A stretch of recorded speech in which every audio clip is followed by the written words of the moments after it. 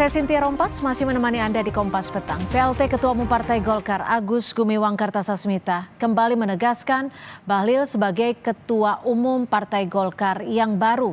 Dalam pidatonya, Agus Gumiwang menyebut Bahlil sebagai kader terbaik Partai Golkar. PLT Ketum Partai Golkar itu juga mengucapkan terima kasih kepada Erlangga Hartarto atas prestasi Golkar di Pileg 2024.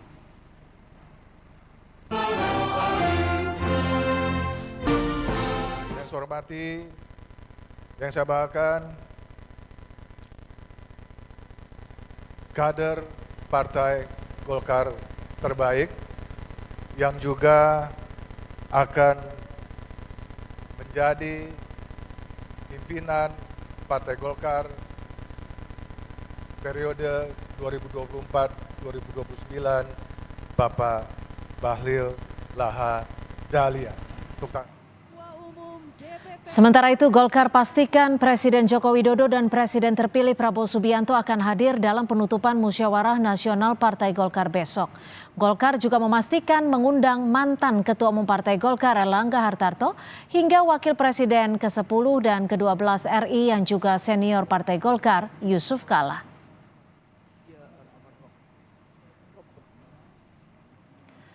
Bahlil Lahadalia jadi calon tunggal Ketua Umum Partai Golkar tanpa pesaing. Apakah jalan Bahlil jadi pimpinan partai berlambang pohon beringin sudah pasti mulus melalui aklamasi?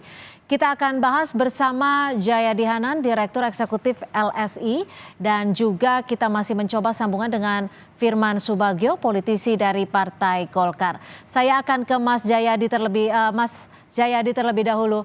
Mas Jayadi, ini kepemimpinan Golkar hampir dipastikan akan ada di bawah Bahlil Lahadalia. Menurut prediksi Anda, arahnya akan kemana jika dipimpin oleh Bahlil? Arahnya jelas ya, sama masih melanjutkan kecenderungan atau DNA Golkar selama ini. Golkar itu adalah partai yang belum pernah jadi oposisi, partai yang selalu berada di dalam pemerintahan atau selalu menjadi bagian kekuasaan yang sedang memerintah. Dan itu terlihat jelas dengan Golkar yang tampaknya akan menobatkan Bahlil Lahadalia menjadi ketua umum, calon tunggal ya, entah nanti aklamasi, entah pakai pemungutan suara, itu kan soal mekanisme formal aja di Partai Golkar gitu. Jadi arahnya ke depan ya, kalau sekarang kalau kita lihat ya, Bahlil itu kan sangat dekat dengan Presiden Jokowi. Itu sudah jadi rahasia umum. Tapi pada saat yang sama, terutama di Pilpres lalu kan terlihat sekali bahwa Bahlil Lahadalia juga adalah tim yang sangat berupaya keras untuk memenangkan Prabowo Gibran. Di banyak kesempatan kita bisa melihat bagaimana Pak Bahlil itu dekat dengan Pak Prabowo ya, secara personal maupun dalam pengertian mereka sebagai sesama anggota kabinet.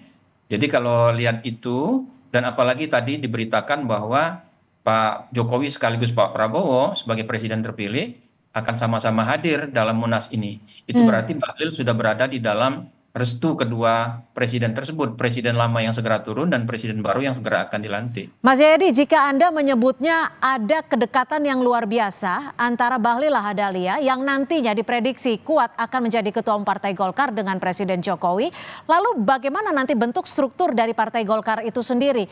Diakomodirnya akan bagaimana?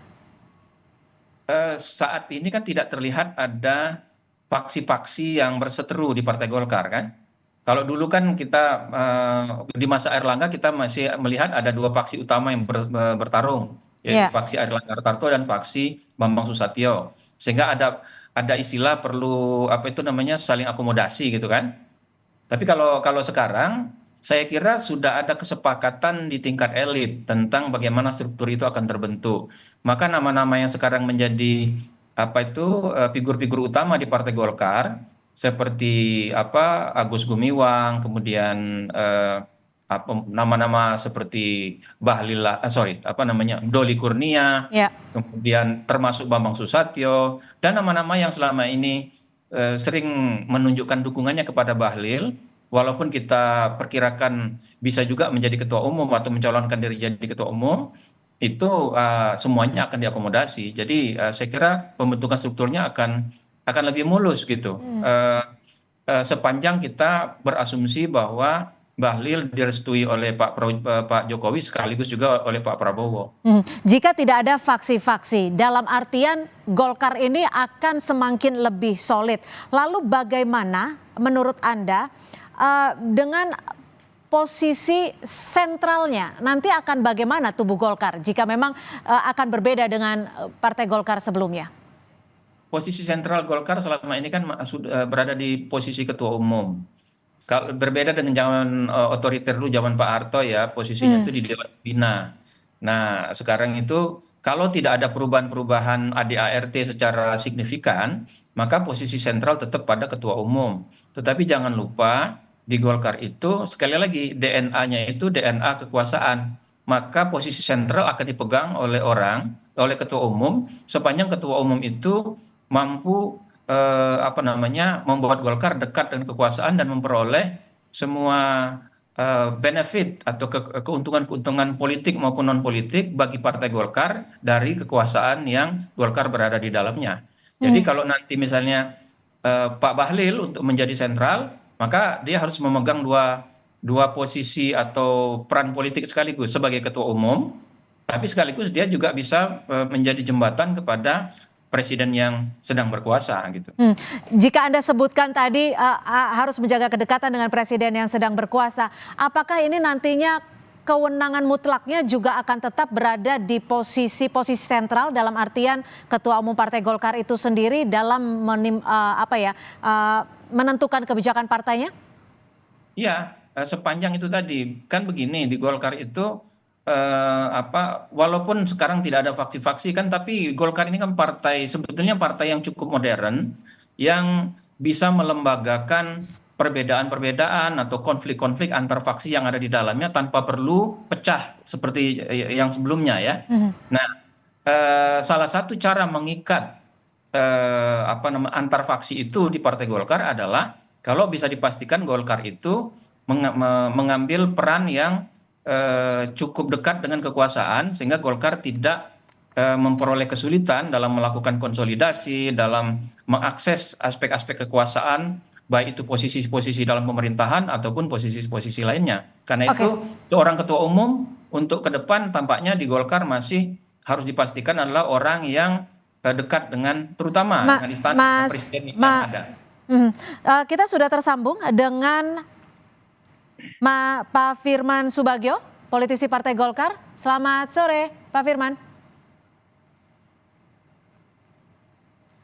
Audionya belum dibuka, Pak Firman, mohon izin.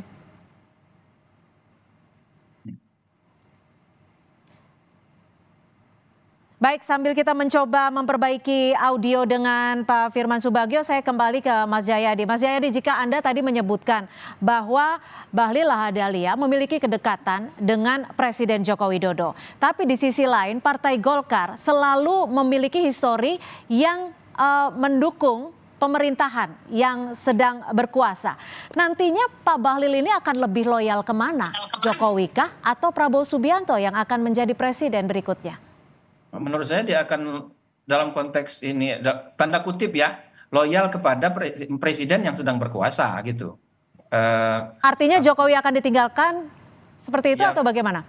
Ya tidak berarti meninggalkan, tapi kan memang realitasnya begitu. Yang berkuasa kan presidennya yang baru, bukan Pak Jokowi lagi kan gitu. Bahwa secara personal sebagai teman Pak Jokowi tidak ditinggalkan itu sesuatu yang niscaya gitu. Nah, bagaimanapun Golkar itu mengapa dia akan selalu dekat dengan kekuasaan? Satu, Golkarnya sendiri DNA-nya itu belum pernah menjadi oposisi. Yang kedua, Golkar itu kan partai besar. Fakta bahwa Golkar itu dalam beberapa pemilu terakhir selalu berada pada posisi 2 besar atau 3 besar ya. Terakhir itu 2 besar, hanya kalah dari PDI Perjuangan. Jadi itu juga penting bagi kekuasaan untuk mengajak Golkar di dalam artinya koalisinya. Akan tetap lebih ke presiden yang berkuasa. Saya ke Pak Firman. Pak Firman, selamat sore. Ini sudah dipastikan Bahlil akan memenangkan secara aklamasi sebagai ketum Partai Golkar? Ya, kalau kita lihat dari proses tahapan pendaftaran kemarin, kan awalnya memang ada beberapa calon, termasuk Pak Bambang Susatyo dan kemudian juga juga ada Pak Agus Gumiwang, juga yang lainnya. Namun ternyata setelah kemarin dilakukan verifikasi, yang memenuhi persyaratan sebagaimana yang diatur dalam undang-undang, yang diatur dalam anggaran dasar rumah tangga partai dan peraturan organisasi, yang memenuhi persyaratan penuh adalah Pak Bahlil, sehingga yang lain dinyatakan gugur dan akhirnya tim verifikasi secara yuris formal dan mekanisme Pak Bahlil lah yang memenuhi persyaratan sehingga tinggal satu calon dan kemudian dinyatakan sebagai calon tunggal. Oke, secara singkat saja, di tubuh Partai Golkar kader-kader ini sudah sepakat semuanya untuk menentukan Pak Bahlil sebagai ketua umum. Singkat saja.